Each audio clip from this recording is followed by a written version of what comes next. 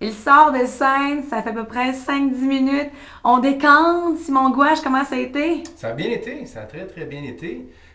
J'étais un peu nerveux parce qu'il y a des affaires que j'essayais pour la première fois, une façon de le faire que j'essayais pour la première fois, puis c'est toujours un peu stressant, mais finalement ça a mieux été que la dernière fois que je l'ai fait, donc je suis très très content. Ce numéro-là, est-ce que tu l'avais jamais fait ici, là, j'imagine? C'est Je ça, l'ai tu l'as jamais fait fait ici. ailleurs, mais Moi pas. je l'ai fait ailleurs, je l'ai jamais fait ici. Mais t'es quand même habitué, me semble, ça fait plusieurs fois, j'entends ton nom, tu viens au drôle de mardi.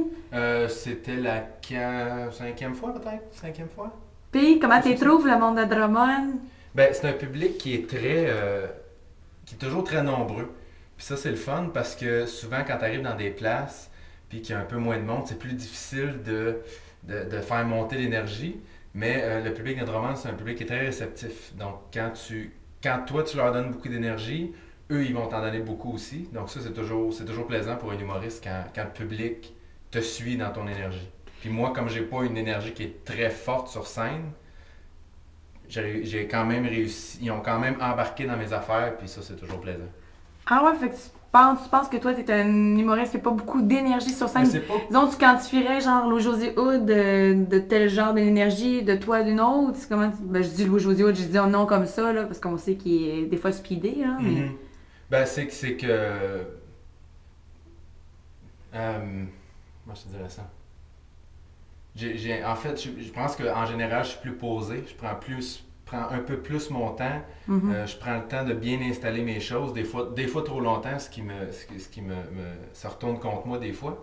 Mais j'aime ça parler souvent. J'aime ça. Pour moi, l'humour, c'est de la communication. Tu sais, Ouais. c'est parler aux gens, c'est leur raconter quelque chose, puis c'est les embarquer dans tes affaires.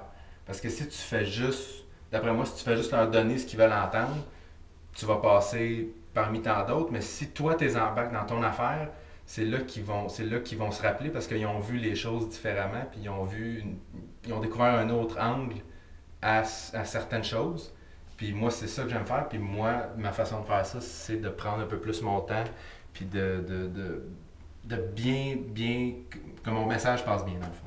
Puis justement, c'est vrai, je l'ai senti beaucoup dans ton spectacle. Au début, je me disais, ah, OK, c'est pas comme d'autres. Parce que justement, tu installais tes sujets, tout ça, et après ça, tu rapportais à ton sujet du début. Alors, tu sais, tout se tenait, c'était vraiment une histoire que tu nous contais tout à l'heure. Mhm. Et entre autres, tu as parlé de l'éducation de gens, toi qui as Ouais, fait l'École nationale de l'humour et ouais. que tu as rencontré des gens qui avaient donc fait des études pour être professeur d'histoire à l'université. Est-ce que tu as étudié à part l'École nationale de l'humour, toi? J'ai étudié, en fait, l'histoire de ma vie, mon histoire scolaire, si tu veux. Moi, mes deux parents sont médecins.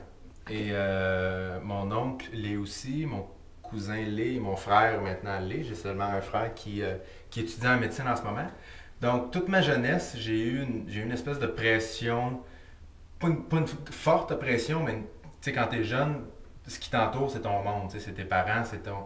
Fait que pour moi, réussir dans la vie, c'était être médecin.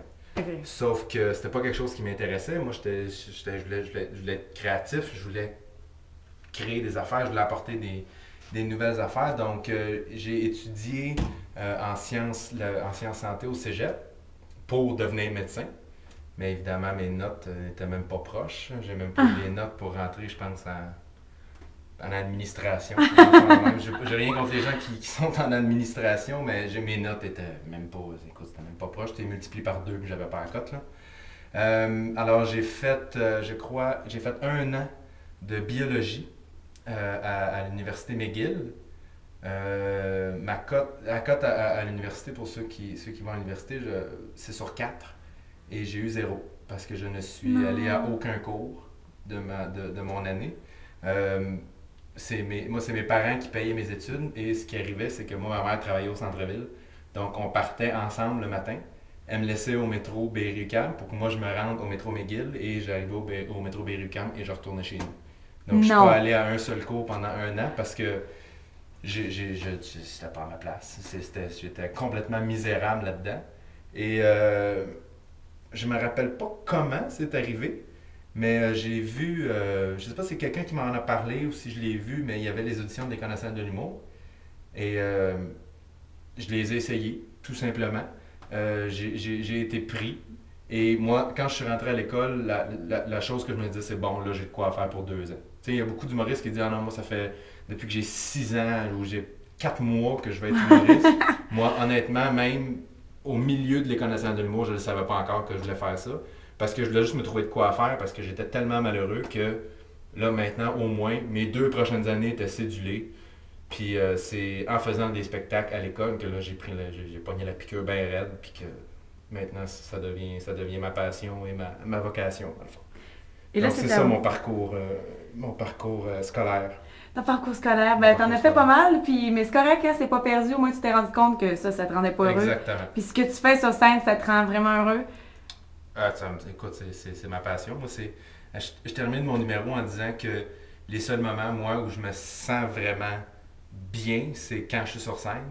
Et c'est pas un mensonge que je dis aux gens, c'est vraiment ça. Quand je suis sur scène, je deviens fier de moi-même, on dirait. Puis j'ai pas honte de le dire, je suis fier de ce que je fais. Puis être sur scène, c'est le moment où je me sens le mieux dans ma peau. Donc c'est ça que je veux faire pour le reste de mes jours parce que c'est ça qui me rend plus heureux.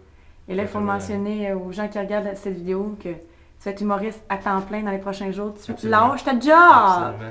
Happy birthday! Depuis 1 an, je travaille en publicité. Qui est un métier qui est très, très, très, très, très demandant.